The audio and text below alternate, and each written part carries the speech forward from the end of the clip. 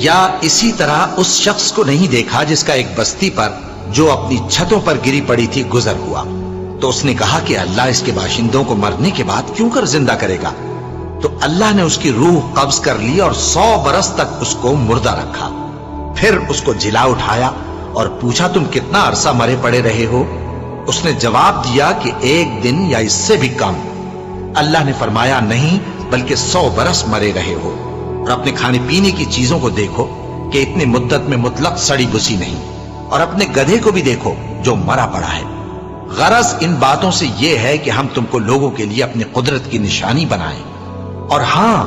گدھے کی ہڈیوں کو دیکھو کہ ہم ان کو کس طرح جوڑے دیتے اور ان پر کس طرح گوشت پوست چڑھائے دیتے ہیں۔ جب یہ واقعات اس کے مشاہدے میں آئے تو بول اٹھا کہ میں یقین کرتا ہوں کہ اللہ ہر چیز پر قادر ہے۔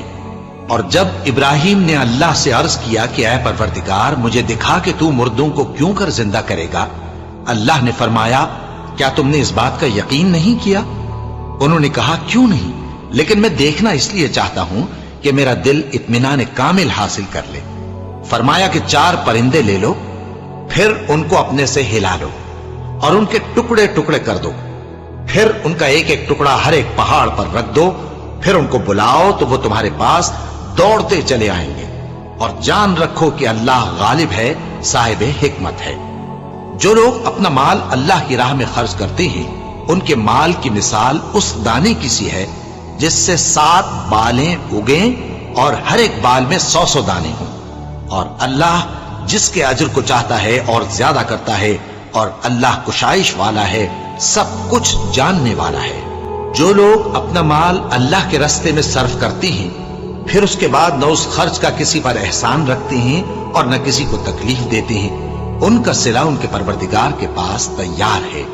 اور قیامت کے روز نہ ان کو کچھ خوف ہوگا اور نہ وہ غمگین ہوں گے۔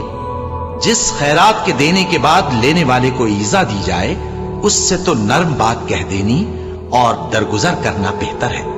اور اللہ بے نیاز ہے، بردبار ہے۔ مومنوں، اپنے صدقات و خیرات احسان رکھنے اور ایذا دینے سے اس شخص کی طرح برباد نہ کر دینا جو لوگوں کو دکھاوے کے لیے مال خرچ کرتا ہے اور اللہ اور روز آخر پر ایمان نہیں رکھتا، تو اس کے مال کی مثال اس چٹان کی سی ہے جس پر تھوڑی سی مٹی پڑی ہو اور اس پر زور کا مے برس کر اسے صاف کر ڈالے۔ اسی طرح یہ ریاکار لوگ اپنے اعمال کا کچھ بھی صلہ حاصل نہیں کر سکیں گے، اور اللہ ایسے ناشکروں کو ہدایت نہیں دیا کرتا۔